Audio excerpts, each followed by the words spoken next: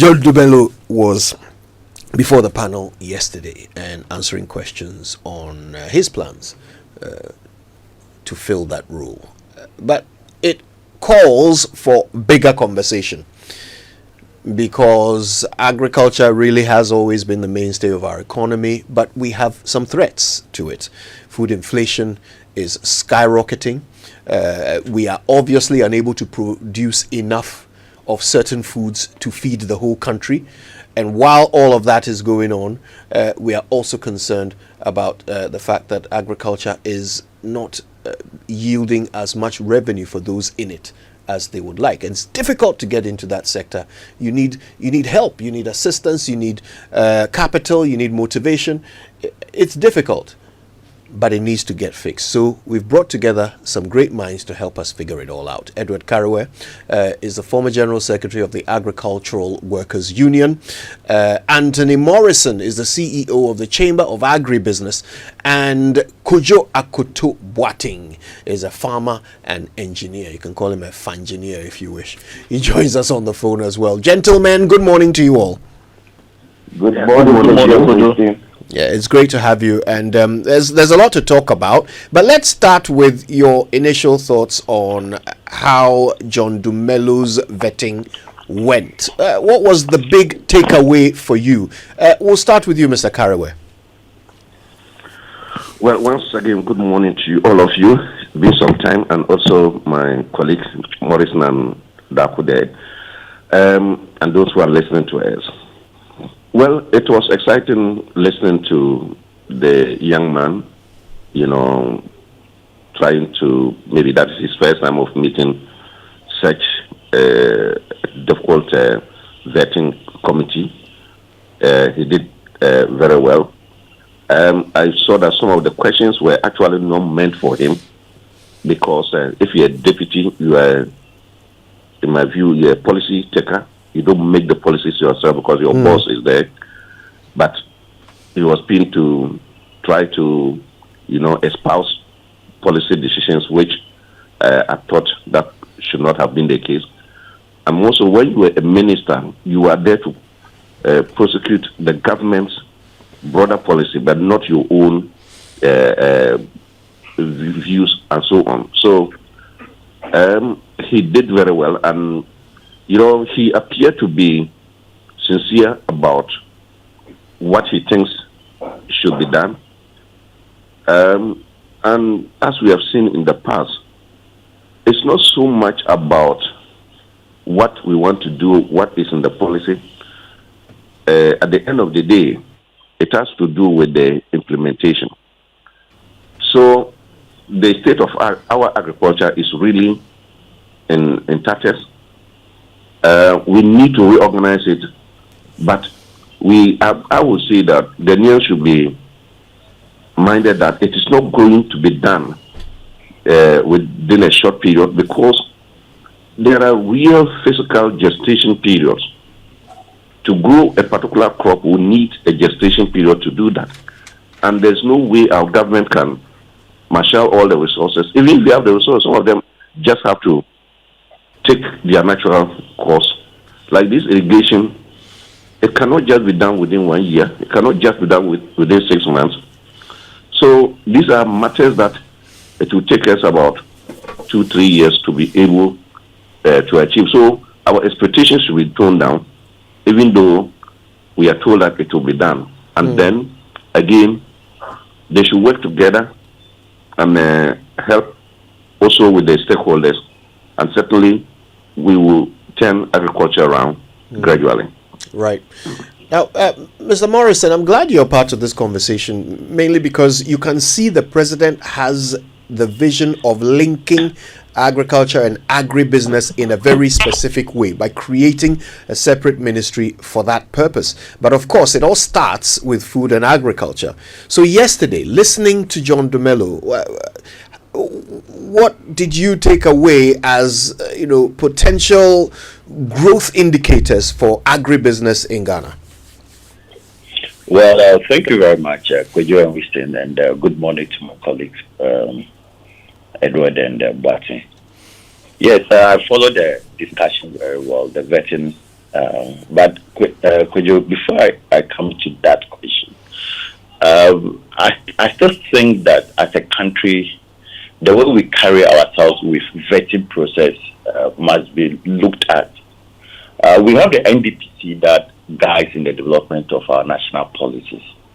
Over the past 1 month or so, where we've been following the vetting, we have not even heard one single quotation coming from NDPC, National Development Planning Commission, whose authority is to guide and develop our national sector policies. We're talking about party manifestos, and I think that in the long term, we need to start, guiding the discussion to begin to focus more on the deliverables of the National Development Planning Commission rather than, the party manifesto, because that is what guides our total, development of a country. Coming back to your question, I think John did brilliantly.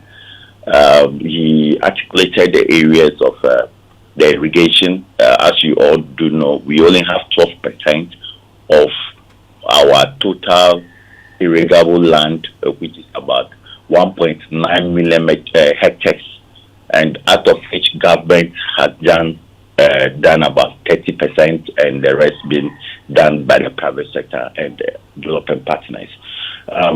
There is quite a lot to be done. If you listen carefully to him during some part of the vetting process, he articulated the idea of supporting the breeding of different varieties of livestock, and I think that was very out of the box innovative thinking. Over the past years, MOFA has been so focused on the crops.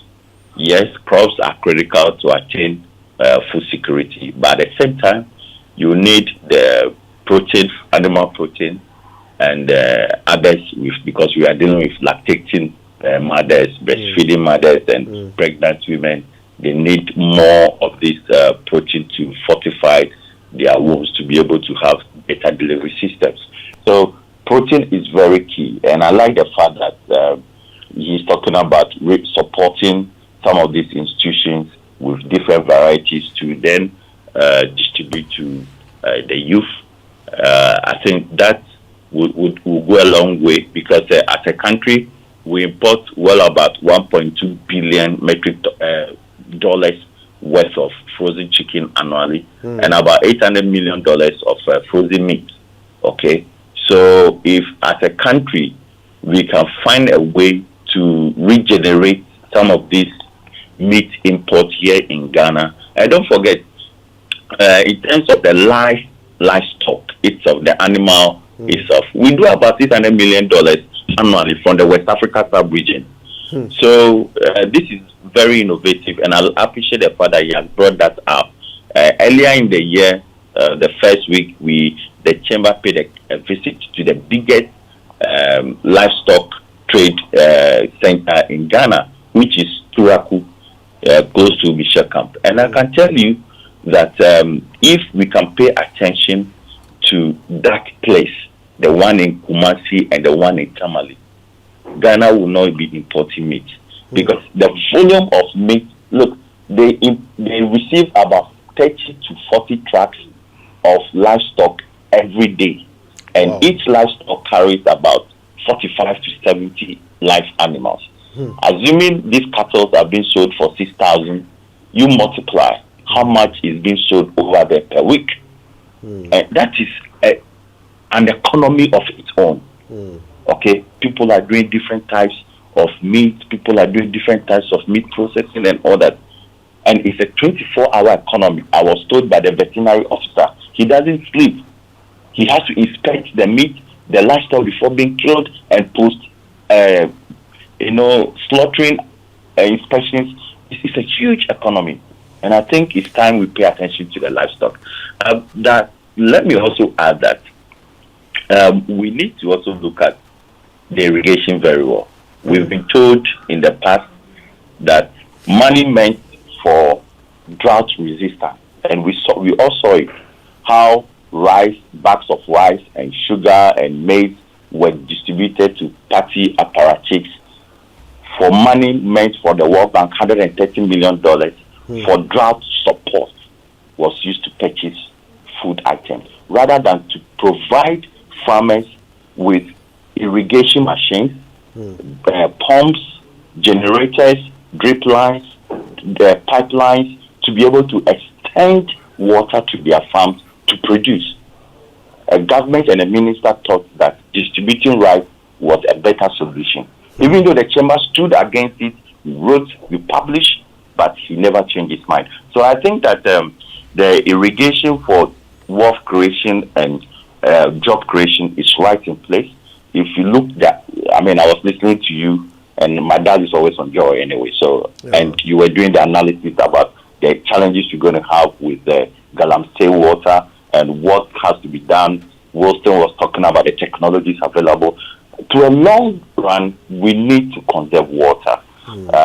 We're talking about plantations. We're talking about agro-industrial park, which is now the key area that most of the DPs, development partners, are driving into, like the AFDB, UNIDO, the African Union Development Agency, NEPAD, are all looking at how we can undertake continental agriculture industrial parks, which otherwise also called the special economic zones, or special economic enclaves.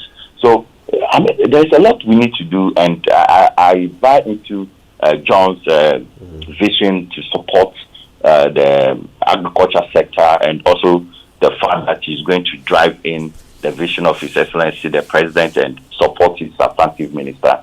I think he's done quite well. But I was only disappointed in that the questioners seems not to have a good appreciation of the agriculture sector policies.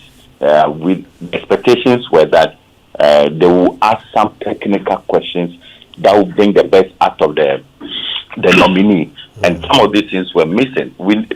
If this is a platform where we need to educate people, this is a platform where we need to bring the fact out as to where are we with the country's agenda in attaining its food security, attaining its targets to export, attaining the job creation, and also making sure that we are industrializing the agro-industry sector. But it was sad that some of these questions were missing, and they were just focusing on church and other things. Vetting is a serious business, and I think the vetting committee will have to take a second look at their process and procedures to make sure that they properly come up with better questions to educate the youngsters, the students who are also listening, who wants to become politicians or leaders of this country tomorrow. Yeah. Okay. That's a perspective there. Thank you. Now, could you? I think we're going to spend a little time with you because we don't have you for very long. I understand you have another engagement you'll have to leave us for in a short while. So let's get into the detail. I suppose one of the big things that came out of John's vetting was the big plans for irrigation, 100,000 acres, scaling up to 250,000 possibly. Now, you do this practically. Tell us, how feasible are these plans? Do we have the land? Do we have the water? Thank you, Kojo. I think we have the land. If you look at Ghana, we have a lot of land which is still largely undeveloped for optimal production. We have water. If you check the data, about 5.4 billion cubic meter of water flows on the surface of Ghana every year. So through our rivers, erosion, rainfall, our lakes, everything. And this water is enough to irrigate West Africa. It is enough to feed the domestic needs of West Africa and the industrial needs. So we have the water. The problem is trapping this water, storing this water, and transporting this water to where it is required. And I always make the argument that when it comes to agric and irrigation, we've not paid the same attention to it as some other public infrastructure projects. I see irrigation the same way you'll see roads. So every community demands roads, every community demands access to electricity, every community demands schools, every community demands hospitals. It's the same we need to do for agric.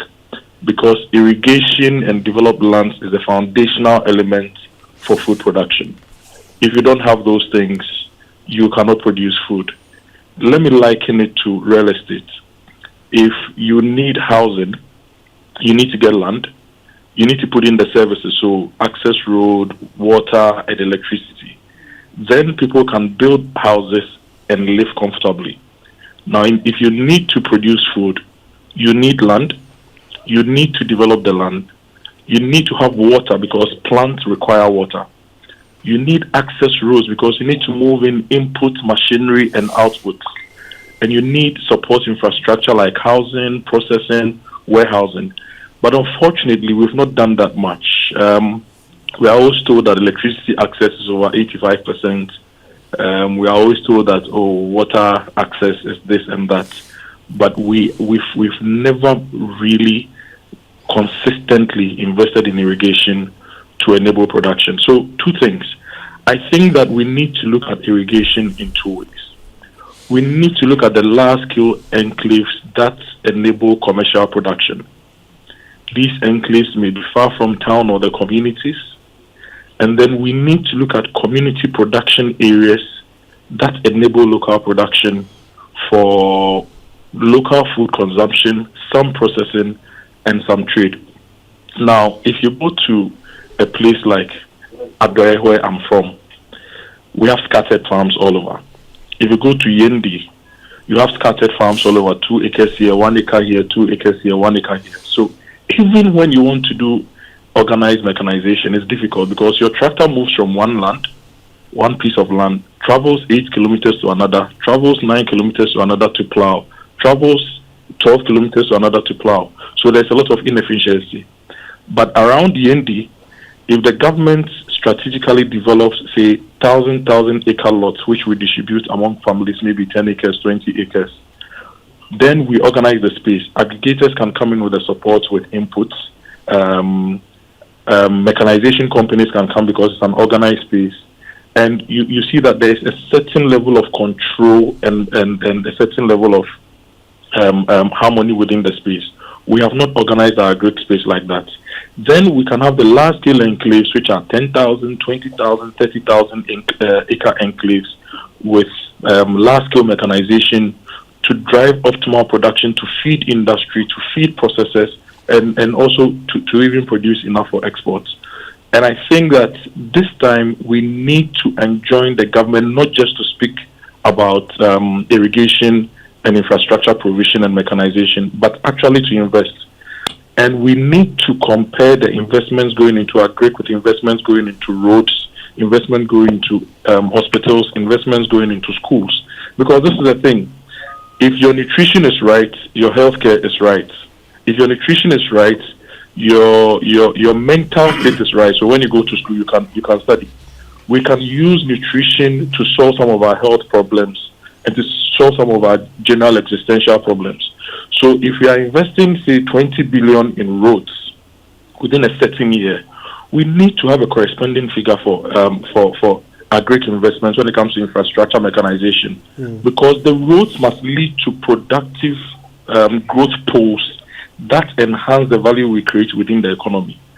We've been constructing a lot of roads around the country, and sometimes I say the roads lead to nowhere because you spend millions building roads to a farming community, for example, but you're not optimizing the production within that particular space. So when you do the economic analysis, it's like 200 million has gone into a certain road, and the production around the road is just about $10 million. So what returns are we getting for the economy? So we must enjoin this government not just to talk. In fact, the government has said a lot about what they want to do in agriculture. If you read the NDC manifesto, there is even a trust that the government says they want to set up, the National Employment Trust. This trust will invest in SMEs to operate in the 24-hour economy and integrated complete value chain, production, processing, and marketing for job creation. This trust must be set up and run very well. The plans to use our economy to invest in about 300,000 acres of developed irrigated lands, that must be done. Beyond all these things, we need to use strategic government-private sector relationships to enable smallholder farmers get access to some form of irrigation. For example, Mohinani Group, the producers of Polytank, they have irrigation solutions. If we had a structure that can enable the government activate Mohinani to support smallholder farmers on a credit basis, then your average smallholder farmer can afford to get irrigation, drip irrigation, that costs 15,000 Ghana cedis per acre. It is distributed to these smallholder farmers. There's a system of checks and balances. They do the production and maybe pay over a period of 9 months. So your average smallholder farmer would not have to find upfront capital to invest in irrigation. Then we use some of the systems around. We have the Ghana Irrigation Development Authority. We have the 48 Engineers Regiment, for example. We have other institutions, even Ghana Water, to enable us get boreholes, practical boreholes, not some of the boreholes we built previously that don't work. Boreholes that actually yield water in areas without surface water sources, so we can farm all year round and create value. Once we do that and ensure that there is the infrastructure for agric, we can actually enable production. I'll give you an example. I showed you this the last time I met you on Wednesday. You go to places like Egypt, and in the middle of a desert, there is an area of about 400,000 acres that has been developed with full center pivot irrigation, with airports, with housing and everything. And they produce all year round. Cargo planes land there, pick produce, fly 2 hours to Europe, and they are creating a lot of value. And they are farming in the desert. They are drawing water from underground water sources. Water, we have underground water sources. It is up to us to now invest and go beyond the talk. If we are investing in roads, so when the road minister brings a budget to the president should ask, so this road you are constructing is going to Pabodebetum Chalk, right? He should ask the other sector ministers what their corresponding investment should be to enable that road infrastructure to yield the right returns for the economy. If you are investing in electricity, it should tie into some agric production so that we know that at the farm gate or at the production level, there is some form of power to enable irrigation to work, to enable processing to work. And it's not just our regular thermal power from our thermal plants or our hydro plants. We can use wind energy in some of the areas.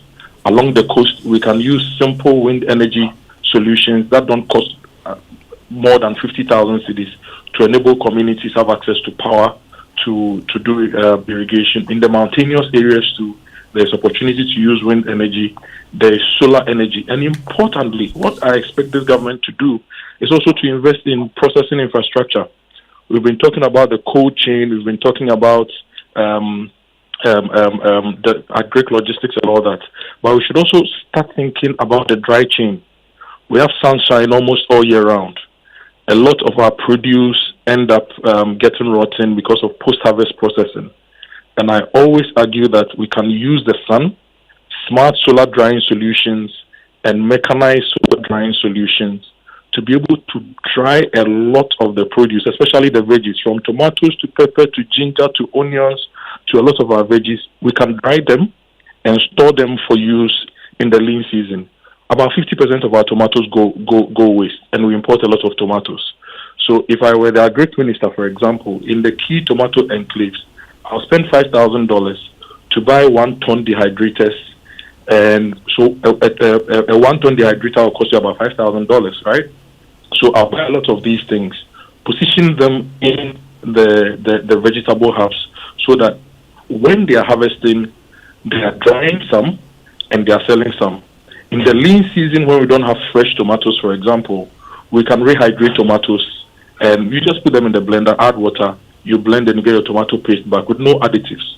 The same way we eat dried pepper, we can dry tomatoes, we can dry aubergines and garden eggs, we can dry a lot of things and store for future use. And the dry chain doesn't require a lot of energy. Once it's dried and it's stored in an airtight and watertight container, you don't need energy for refrigeration. So it reduces our general power needs as a country. If we invest more in the cold chain, what we need to do is also to invest more in power production. So let's use what we have. So we have water, we have land, we have the people, we have the sun, and we have wind. Let's combine these technologies to put in place the infrastructure we need for production, for processing, so that we create the right value in the economy. Right. Now, Kojo, let me stay with you just so that we can, get through this before you leave us. You've talked a lot about irrigation, and you've made the important point of how we need to focus more time and resources on it. But there's a threat to it as well, and we've talked about it today. Galamsey. You need water, and if all our water bodies except perhaps the Volta is contaminated already by Galamsey, and we're told that for some of these water bodies it'll take some 30 odd years to get rid of all of the poisonous heavy metals that are filling them. Obviously that is a threat to irrigation, because you don't want to be watering your plants with contaminated water. What's the way around that? Well, that's a big problem, Kujo. And I think that when it comes to Galamsey or illegal small-scale mining, we need to be strategic as a country. We cannot do without mining, because almost everything we do or use have components from mining, from your phones to your TV to your cars. So we need to mine the elements, we need to process them, and we need to use them to produce the things we need. So there is no two ways. So Ghana cannot stop mining. No country can really properly stop mining. If we stop mining with the inputs we need to grow. But we can organize mining. The same way we see hawkers in the city and we decide to build them markets to organize them. Can have the geological survey department, lots of the technical departments have the data as to where the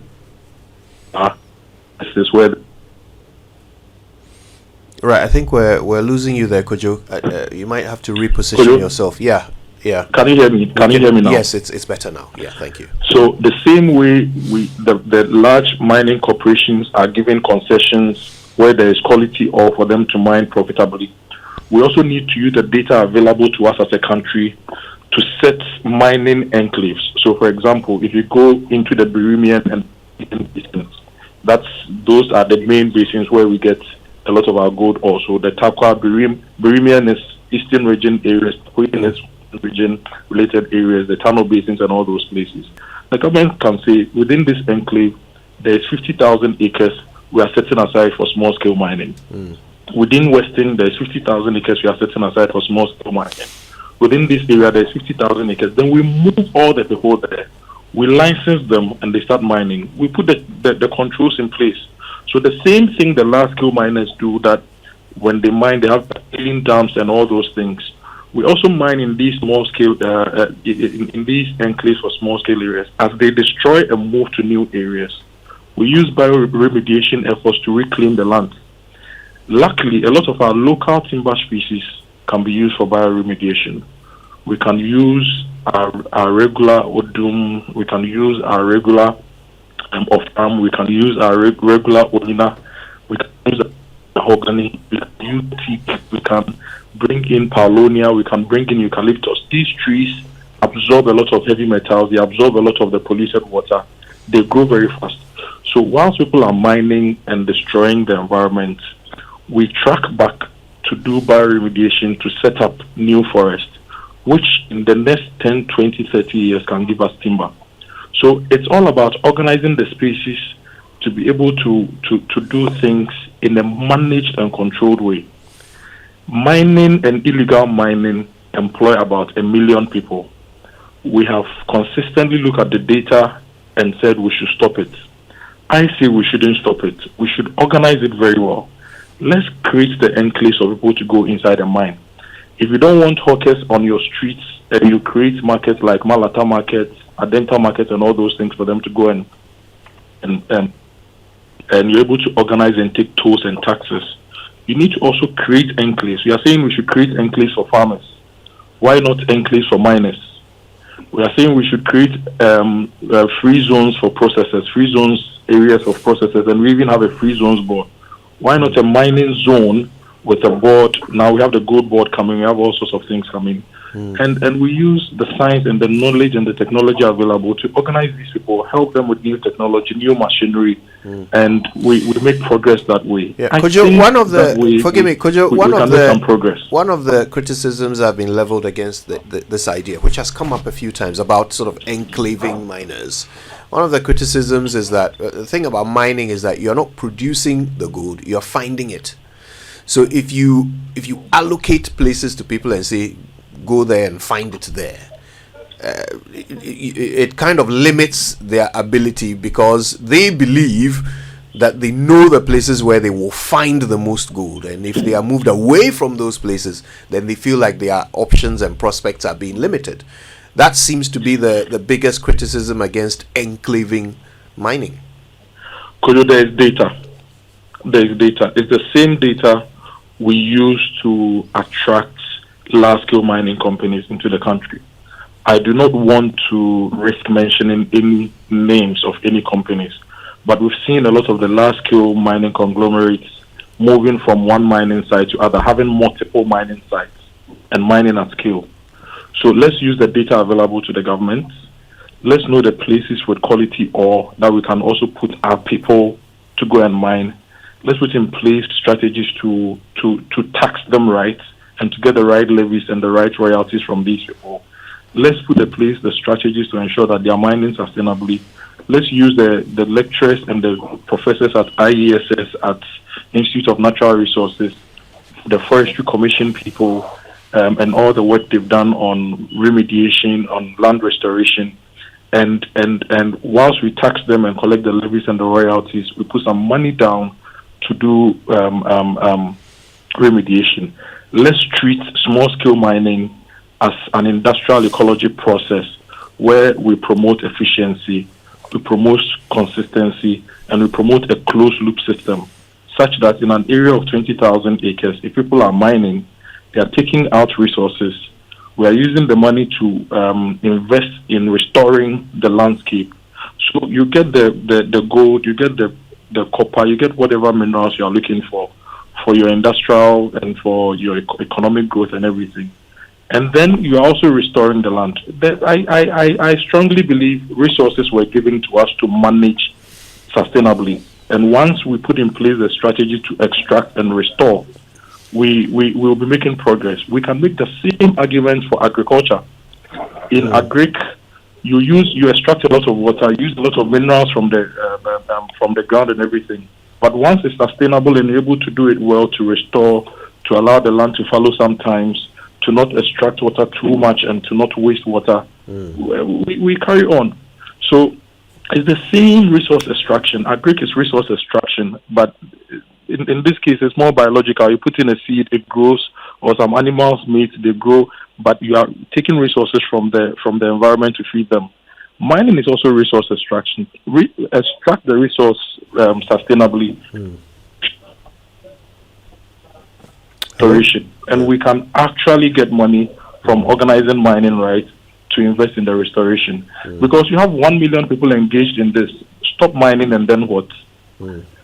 Yeah. So let's organize it. Let's sit down. And you see, the politicians, some of the chiefs, and some of our leaders who, because they are making so much money, are always frustrating the efforts. President Mahama has a great chance to leave a legacy with this. He has a wonderful chance to leave a legacy by organizing the space. So he should get to work, organize the space, let's create value, let's mining support small-scale jobs, let's even do small-scale processing of some of our minerals in here. And let's also engage our professors. I'm reading the University of Ghana annual research report of 2023-2024, and almost all the research Legon lecturers are doing are funded by external. Could we miss that last point? You said it's all funded by who? External parties. I can share the resource, the research reports with you. I'm not seeing any government of Ghana investments in the Legon research report. 2020. You can Google it. Just Google University of Ghana research reports 2023-2024, and you see the amount of work these professors are doing and where the funding is coming from, and you'll be shocked. Funding is coming from Google, Bill, Melinda Gates, Imperial College of London, Science for Africa, all sorts of institutions, and I'm not seeing government of Ghana's money here. I'm not seeing the government of Ghana's money here. But if Galamsey is a big problem for you, putting $1 million on the side for Professor Chris Gordon and Dr. Professor Nick Pezza and Adelina Mensah and Ted Annan and co. and Professor Pianin and co. to give you a very good bioremediation, phytoremediation strategy, land reclamation strategy. It's nothing. It's $1 million. So we need to put our money where our mouth is. Is that the expression? Yeah. So if we want to get the work done, we need to invest. And we have the human resources locally to help us technically do a good job and leave a legacy for future generations when it comes to environmental conservation. So whilst we are struck today, we need to rebuild so that we don't deny the future generation the goodies of the environment that we have enjoyed. Kojo, thank you. I'm so glad you were able to make some time for us this morning. We appreciate your insights. Actually, if you don't mind, I'll come to you, Anthony. We keep hearing about the need to mechanize agriculture. We've been hearing about this since the 50s. I mean, I was in school in the 80s and they taught us about the need to mechanize agriculture. Why are we still calling for that in 2025? Right. Thank you, Kojo. I think that let me put it in this context. As a country, we have one of the highest illiteracy population in the agriculture sector. I think the 2018 agriculture census points clearly to having about over 70 to 80% uneducated people and unskilled people in the agriculture sector. And above the worst of it is that more than larger population of the farmer population are above the age of 70, which makes it even a bigger challenge. So we have little over 21% of our youth involved in agriculture, and they also have a percentage that are not well skilled. Recently, there was a report by the World Bank. Myself, I'm into skills, and myself and Edward, we worked on all of Ghana's agriculture sector skills training curriculums from the National Proficiency 1 and 2, National Certificate 1 and 2, and also on the West Africa harmonized skills. We've done this with ECOWAS as well. Now, if you look at it, it's such that as a country, the number of people that are involved in the agriculture sector is difficult to take them out because of the peculiarity of our challenge.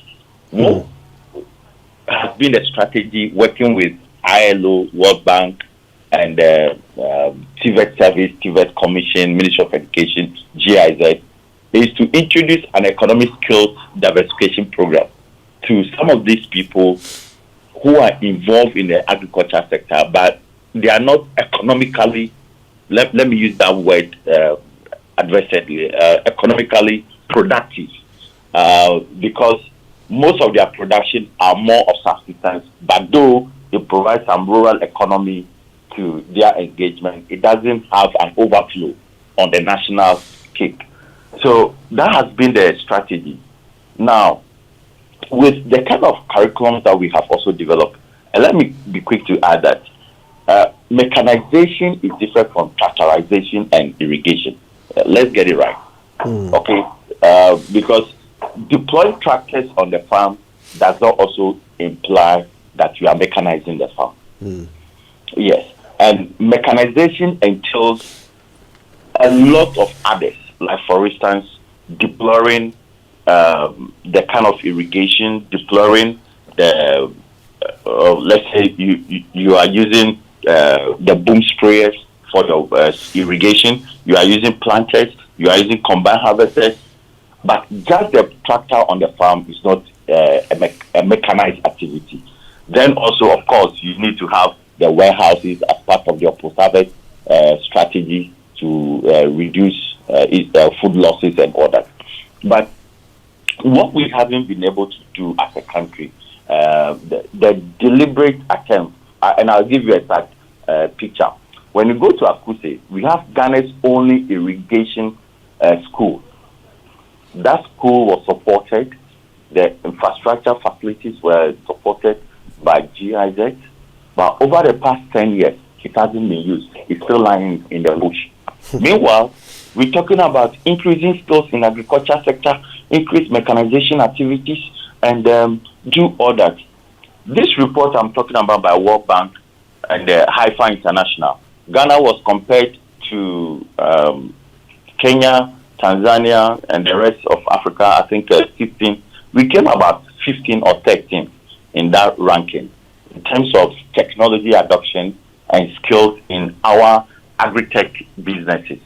Then the World Bank report on its own rated us so badly that we are a country where our skills level is not impacting directly on our productivity. So government decided that, the World Bank decided, okay, we're going to help Ghana to spending its institutional skills capacities. So you realize that under there was a project called the Global Affairs Canada, and it focused on supporting the institutions, especially within the TVET sector. Now, this brings me to the ongoing discussion on the education reforms, okay, transformation forum or something like that. Let's, as a country, separate education from skills. And that has been the major headache of our industrialization. We have put over the past 60, 70 years of our life after independence on education. But no country has developed with education. Countries transform with skills. When Germany went to the war, they developed the cottage industries that were producing ammunition, that were producing things for the war. They did so with skills and not with education. Education brings about the leadership, the vision, but the drivers of that vision are the people with the competing skills that are able to compete favorably. I'll give you an example. When Apple went to China, okay, they could have 20 field sports stadiums with top skilled people. And somebody said, why are they not in Africa? If they dare come to Africa, they can have top, but they are only few. All right. So you need the skill that match with the production unit. So if, for instance, cashew, let's say cashew, Ghana processes about almost 600,000 tons of cashew annually. Now, what we are not doing is that we do not have the value chain system within the cashew sector. So, for instance, we are processing the cashew. In Ghana, you will need about 60 people to man the role of just one person in India. So, when you come out with your cashew, the price on the market is higher than is being sold in India because the payment or the use of skill along the value chain is much lower in India than it is in Ghana. So we have to do a lot of work. For instance, if you look at the construction sector, we import a whole lot of skills from our neighboring countries, Togo, Ivory Coast, okay, Benin. They do the plumbing, they do the electrical, they do the POP and all that. It tells you that as a country, we have not been deliberate in developing our skills sector. And let me add that education and skills are parallel. The only time they ever meet is where projects are implemented. And in the co-creation of leadership in education, the co-creation of TVET in implementation, they meet. But in their development, look, somebody cannot read and write, but his skill level is so high, he's able to deliver to the highest notch. Those are the areas you need to look at. Our skill level in the agriculture sector hasn't been the best. We are working towards it aggressively. You realize that there has been a new act which is focusing on the TVET Act and the new airline coming in place. So we have the TVET Commission and we also have the TVET Service. Now, what we need to do as a country is go the Angolan way. Okay, how do we import skills into the country? Right. Let me give you one sad thing. If you look at most of the big organizations and companies in the agriculture sector, 40% of their high earners are all skills that are imported. So GRPC goes on investment promotion, investment comes into the country, they import 40% of their skilled people and they take out the 40% of the 100% that they brought into the country. How much has been retained? Only 60%. So we are not doing well on that level. Right. We need to make sure that, and that is also affecting our agro-industrialization drive. And that is why I buy so much into this 24-hour economics in, and we need to see how we can increase the skills level of Ghanaians that are participating actively in the agriculture sector. Okay, See, thank you. mechanization alone is not the end. After mechanization on the field, what next? Right. So there are various other activities that ought to be done. Thank you. And I remembered in about 5 years ago, we did a work with GIZ where we toured the whole of the northern region. At the time, it hasn't been split into 5. And we counted about 192 tractors. Now, out of the 192, 80% were between the ages of 1 to 3. I mean, these are new tractors that are on stones. Now, when we sought to investigate why these new tractors are lying idle, can you imagine that they brought mining engineers from Kumasi, Obuasi to come and repair them? And when they go there, because there are no agricultural engineers around in the northern region, effectively to provide maintenance and repairs, they send them money in Kumasi, travel all the way to Tamale, beyond Wa, Boga, and all those places. When they go, they are paid a lot of money. Then the parts that are not spoiled, these people will tell the owners, oh, these are the parts that are spoiled. And they'll take them and go away, take their money, that they are going to buy these parts and come back, and they never return. So you have a double jeopardy, and you realize that the machine or the tractor will not be of use any longer, and you have to resort to hiring and leasing of agriculture machinery. Now, the story is the same everywhere you go. Okay, Anthony, I'm going to bring in Edward Caraway at this point. Now, we started off talking about technology and mechanization. Sometimes I wonder, I mean, in other parts of the world, in Dubai, which is a desert, they are able to produce food. They have the biggest hydroponics farm in the world. 31,000 square meters, not very huge, but it produces over 3 million kilograms of food.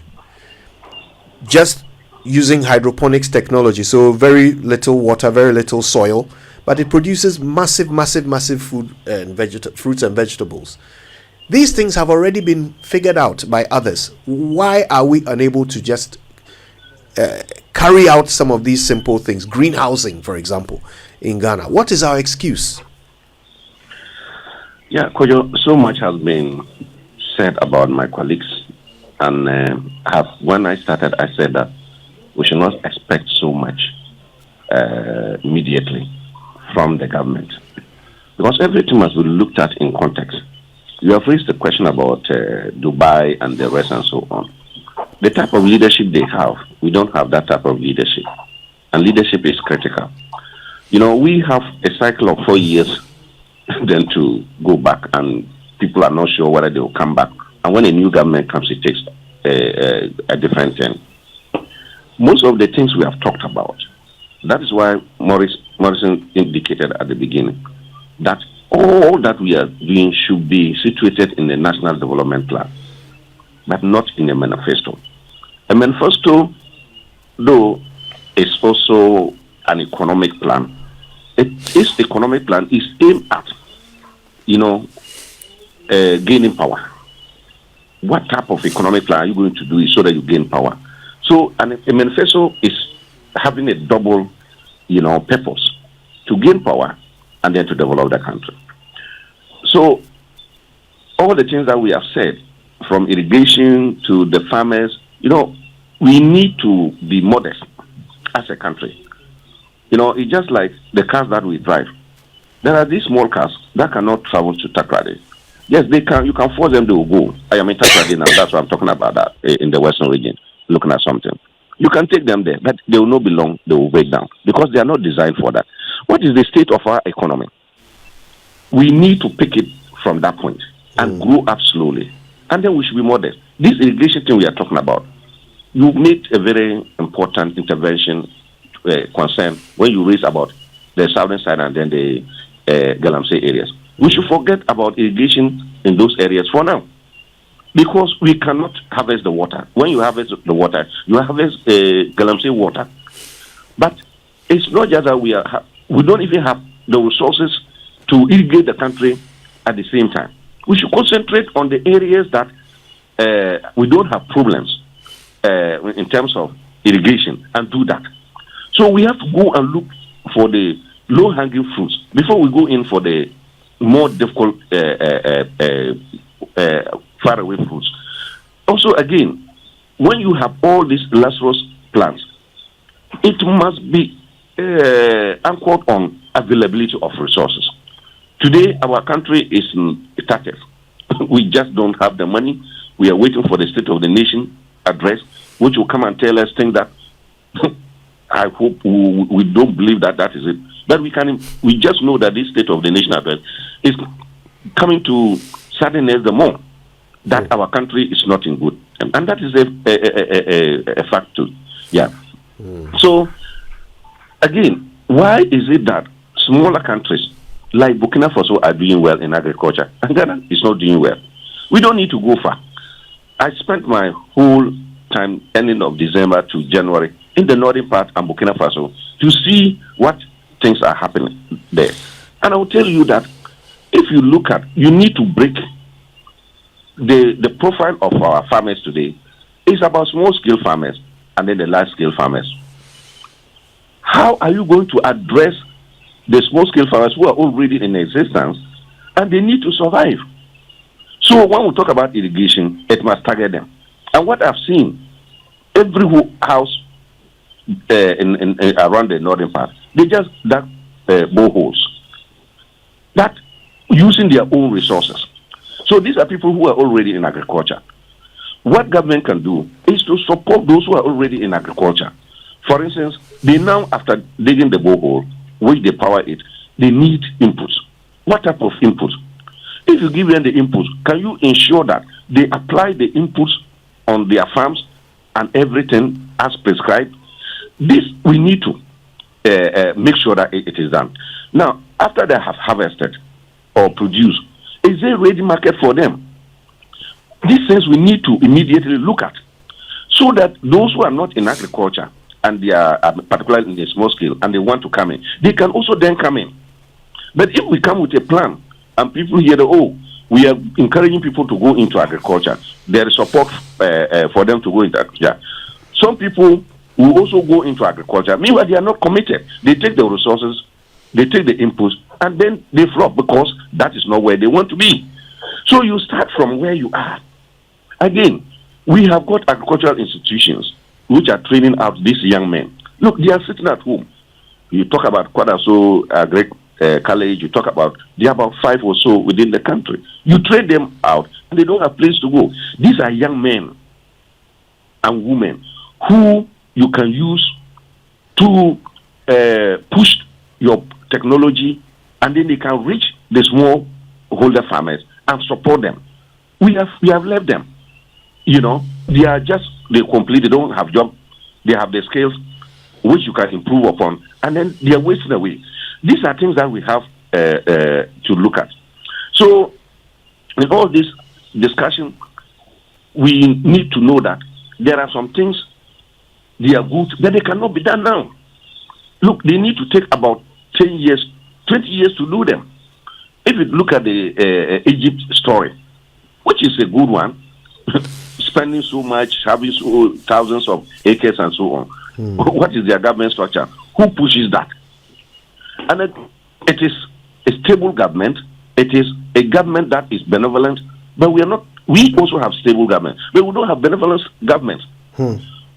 Our government, when they come, they do their own thing. That also, we need to look at these things in context. When people talk and say, "Oh, we have got enough land," as a country, we have enough land. We have look, that is not exactly the case. You see the land lying there. Government has no control over it. You need to look at your own situation. And in our situation, those lands are not easily available. We don't even have the resources to build the massive. Look, we started very well with the Polgo Dam. What has happened? we are not where we were before the Polgo Dam. But we have wasted every time. We have wasted resources, and we now have to start afresh. So, this is a government that has come, and it must deliver results. So when we are talking, and again, Minister of Agriculture is only limited. Some of the things we raise here, they go beyond the ministry. So if we put a minister and his deputy there, and at the end of the day, all the things we said we want them to achieve, they cannot achieve it because it goes beyond their jurisdiction. If you look at the previous situation that we had, One Village, One Dam, when you hear that name, you think that it is necessarily under the Ministry of Agriculture. But unfortunately, that particular project was not under Ministry of Agriculture. So we think that, the Minister for Agriculture has failed. Meanwhile, it is not under his control. You look at the Polgo multipurpose dam, only $993 million that we needed. We could not even get it. We could not even get half of it for the project to start and continue until we get the rest. We never had it. Yeah. And that project was not directly on the Ministry of Agriculture. That project was on the VRA because of the hydro and then the solar project that was there. So that is how confused we are. Yeah. And I want us as Ghanaians and the government to be moderate, to be modest. When they are talking about they are going to irrigate about 100,000 acres of land or hectares of land and so on, what is the period? Is it going to be done within 1 year, 2 years, 3 years, 4 years? So how is it going to be broken down? Each year, how many are you going to add?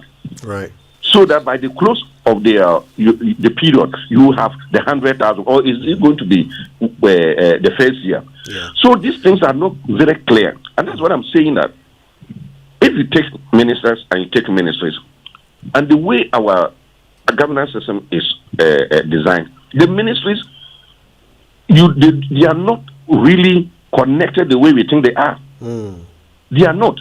The linkages between the ministries is poor. Right. The bureaucracy that we have in our system is poor. So when we are talking and we look at things in a manner that, it is a matter, you want to do this, you get up and do it. You can only have that under authoritarian governments. Right. But our authoritarian governments are wicked governments. But we have authoritarian governments that are benevolent. You see, they are benevolent.